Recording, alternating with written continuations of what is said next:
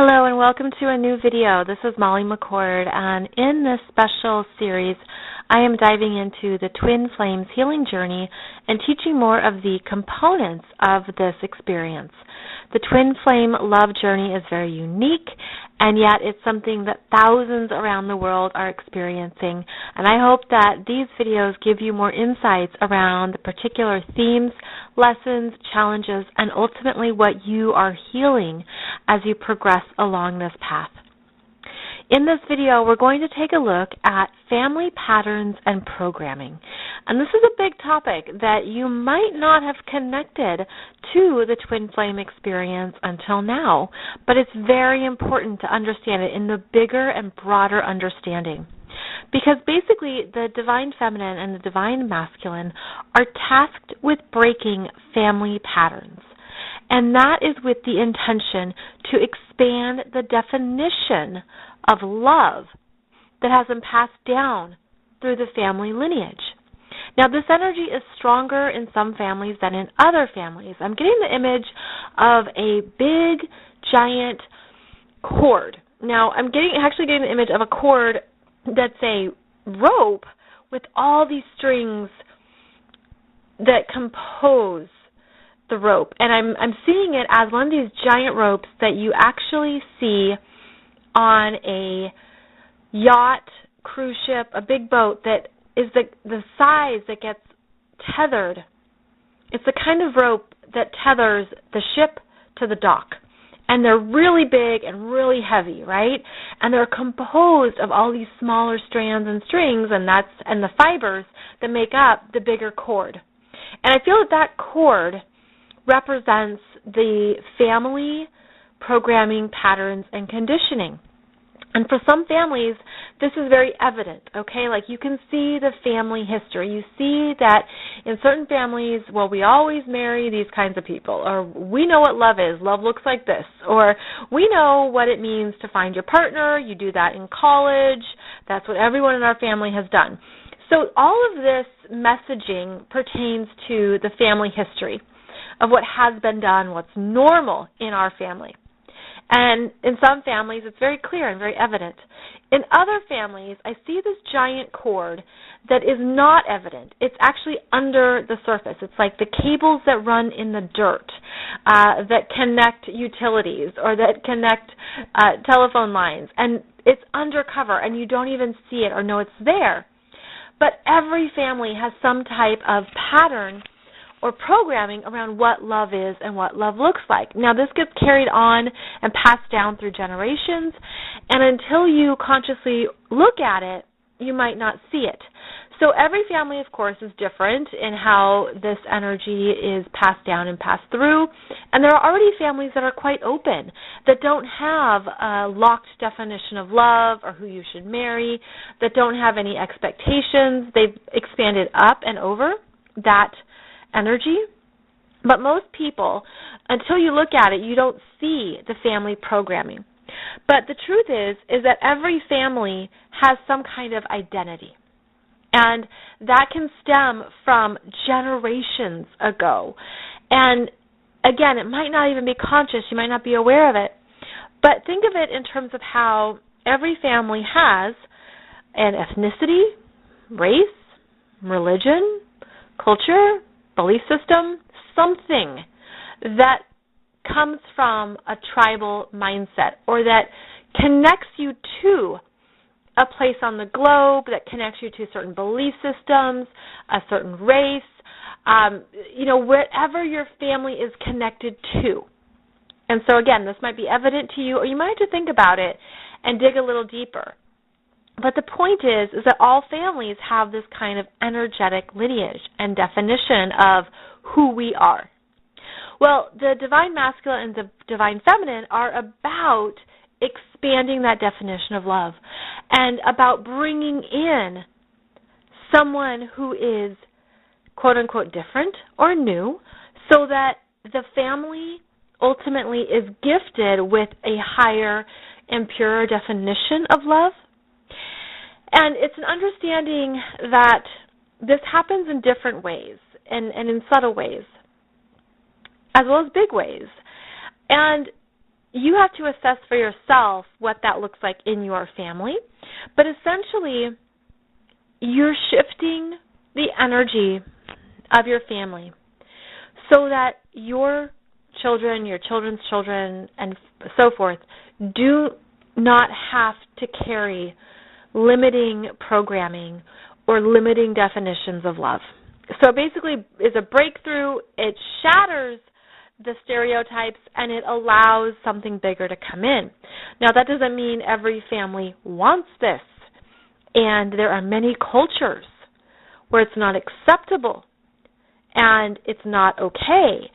There's couples. I just read a story recently of two individuals from India who knew they were meant to be together, who knew they were meant to marry.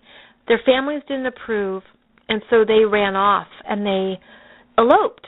And they said, well, our love means something to us, and we don't need your approval, so we're going to get married anyway. And that's a demonstration of the twin flame experience, of that sense of, well, we're going to do it anyways because love is bigger. So that's a theme here in all the twin flame relationships, is that you're expanding what love is because you've expanded what love is within yourself.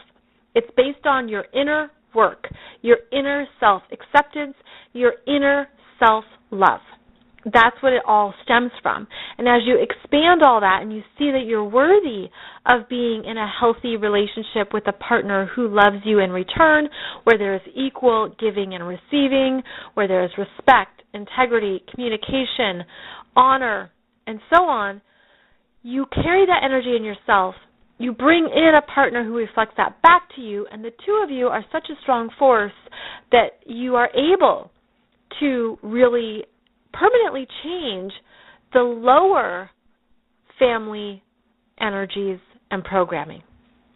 So how this works is that for the divine feminine, it's ultimately the relationship with her father that she is looking to reprogram so that she carries a higher level of love based on what she did not receive from her father. And how this is set up, and it's just amazing how so many people attest to this, is that for the divine feminine, her father was her first experience of masculine energy. And so that was her programming and her conditioning, was this is what it means to see a man in the world. This is how he operates. This is how he moves in the world. But we know that no individual is perfect. And how it usually unfolds is that the divine feminine has some kind of a relationship with her father that was wounding. It can be an emotional wound. It could be abusive. It could be psychological. He could be a narcissist. Maybe he disappeared. Maybe he was abusive. He was strict. He was hard on you. He wasn't there for you emotionally. It could be any number of reasons or combinations of them. But then what she does is she dates men like her dad because that's the kind of male energy she's comfortable with or that she's come to accept as normal. And she realizes, well, this isn't even the kind of person I want to be with, but this is my energetic connection to masculine energy. So she's healing something with her father, and that is where she was limited in love. Now, the divine masculine is doing the same, only for him, he's working something out with his mother, and that's because his mother was his first experience of the feminine energy, and it taught him what love looks like and how to be approved, how to be accepted, how to be validated. And so the mother energy or the maternal energy was his imprint of feminine energy. And so ultimately what is revealed is that there's something about that mother connection that isn't truly fulfilling all of him. So for both the divine masculine and the divine feminine, there are open areas that I feel is like, we'll call them love vacancies, parts of themselves that they didn't realize they needed love, and through an awakening process or through multiple relationships ending and the pain and the wounds, they realize, well, I need something different, something more, and this can be very hard. I did another video about relationship pains. You'll want to listen to that as I go deeper into this. You'll want to listen to my other video about soul wounds and soul healing and how that affects both the divine feminine and divine masculine. But what they're doing is so much bigger than them, okay? Because what they're doing is they're seeing what has been missing in the family, whether that is the nuclear biological family or the full family lineage. And because they are different, because on some level they are the black sheep of the family who has different needs.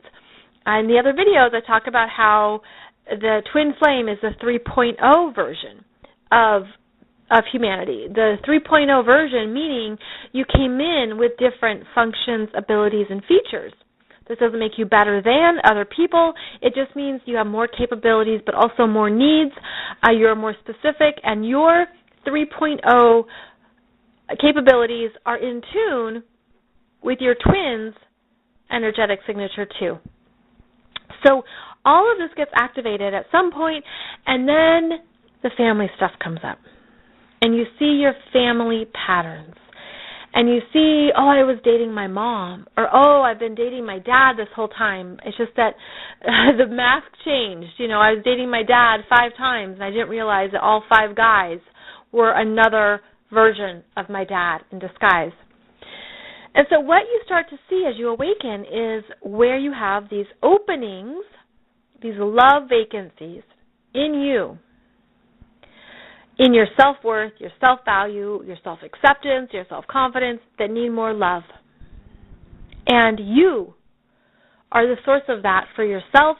You are the one who fills your own container, and that is part of the inner work. And as you do this inner work, you also affect those in your family. And this can be painful. You might have to cut off a family member.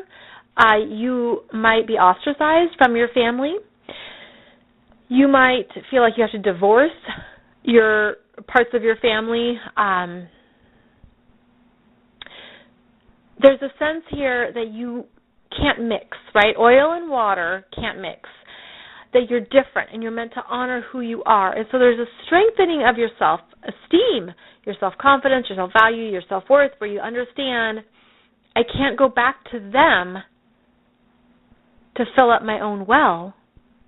I have to fill up my own well. So you end up changing relationships with your family members.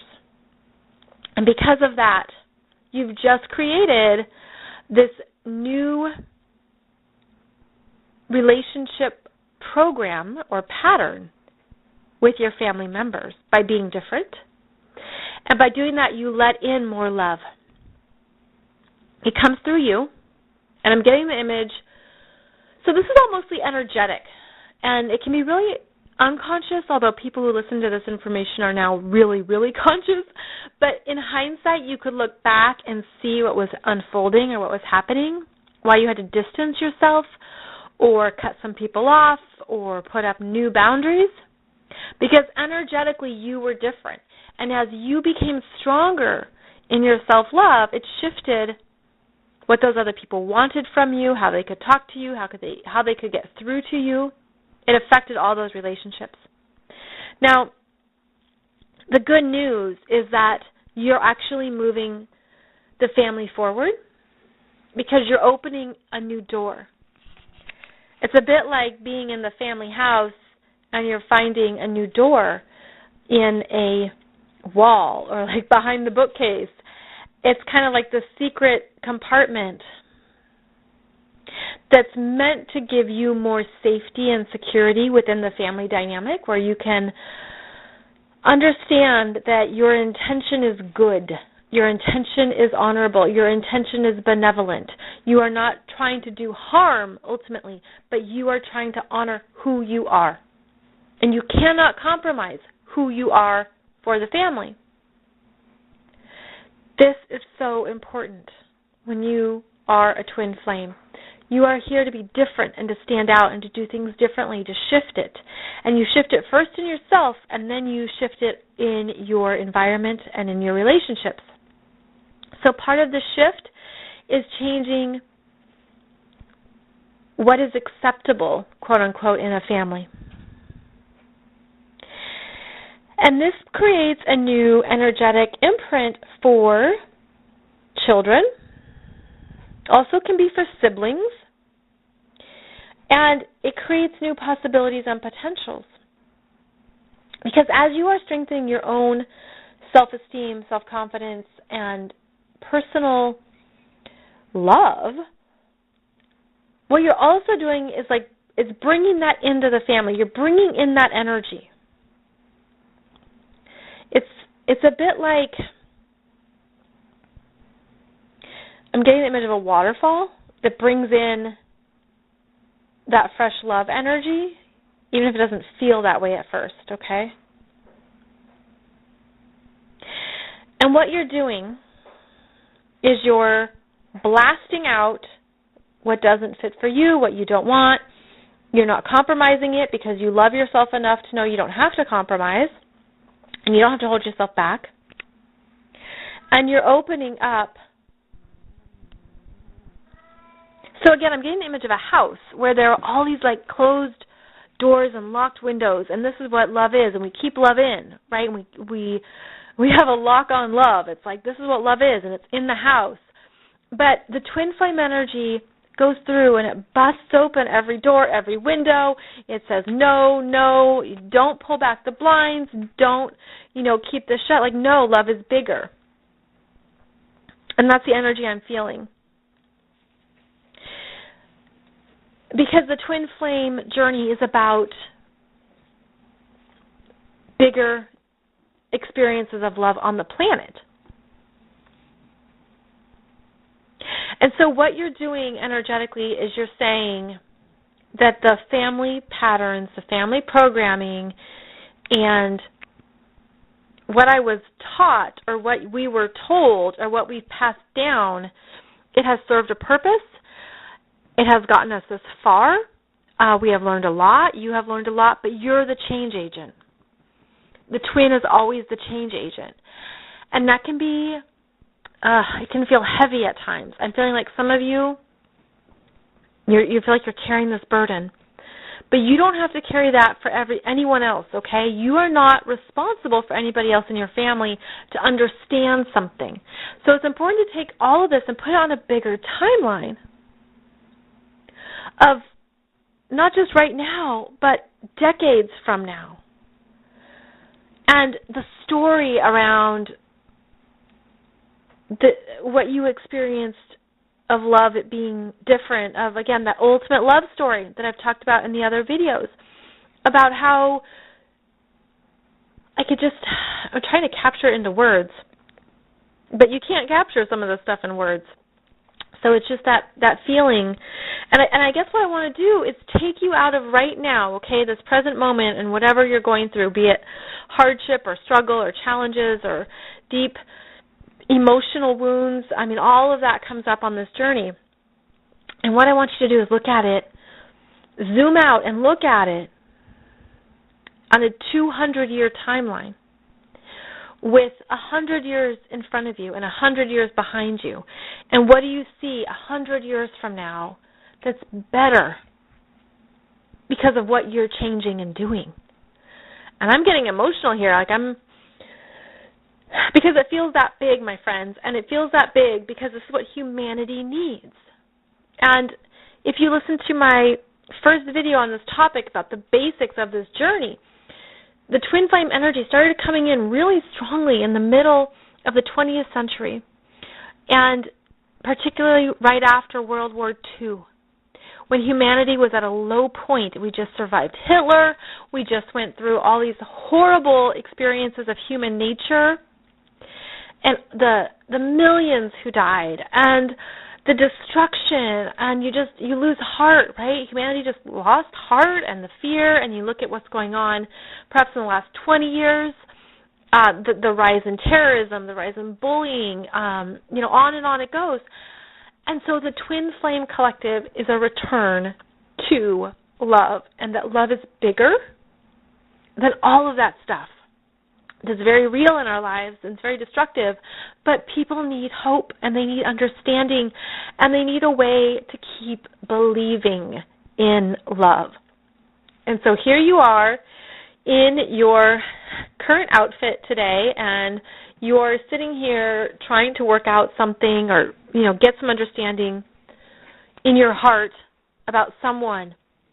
And I just want to invite you to make it bigger than right now and to take it 100 years out from now.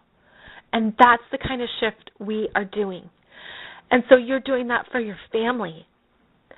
And if you've had a really hard time with your family,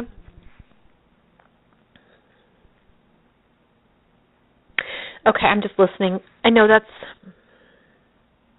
it's a really big deal because so much of our energy is tied to our families just through all the cords of attachment, the programming, the safety, the security.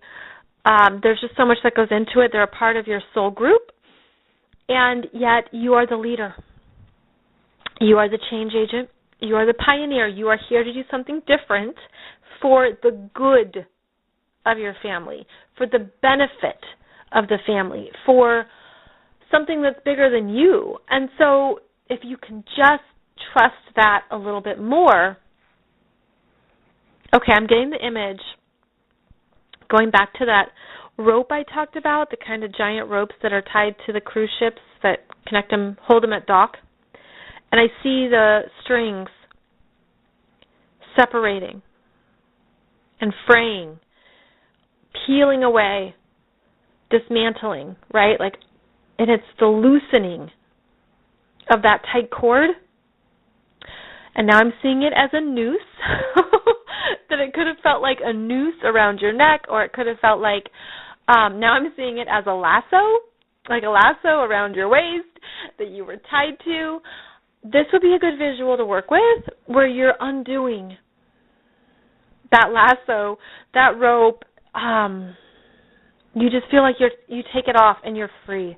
It's not yours to carry. And instead, what you're doing is you're bringing in even more. This topic reminds me of the movie The Notebook, where the mother of, was it Rachel McAdams? Ryan Gosling, Rachel McAdams, and her mother, okay, was in love with a man who was a working man, and I think he was a coal miner. He did some kind of physical labor. In the movie, Rachel McAdams' mom does not approve of her relationship with Ryan Gosling. We don't marry boys like that. You need someone, who is affluent like us, was the messages. And so she fought her mother about that. Well, but this is who I love. But then she got sent away to school where she met someone who was accepted by the family. And when she came back to visit her mother took her to a working site, construction site, and they sat in the car, and she showed her daughter why she's trying to protect her. And she points to a man, and basically the story is that she was in love with this man, the working man, the coal miner, but he wasn't approved by her family. But you could tell that this was like the true love. Her mom did not follow the true love. Her mom instead married someone who was accepted by the family. And so she's trying to protect her daughter from making the same quote-unquote mistake. And so that's where all this family programming comes from, okay? Because what it's basically, it's rooted in shame. The mother wasn't allowed to marry a working class man because it would shame the family. I mean, sit with that heavy rock. That's a big thing. Shame is huge. So that's what we're getting at with this family patterns and programming, is that there can even be that unconscious responsibility to the family. the family's reputation, their status, their standing, where they came from, what is acceptable.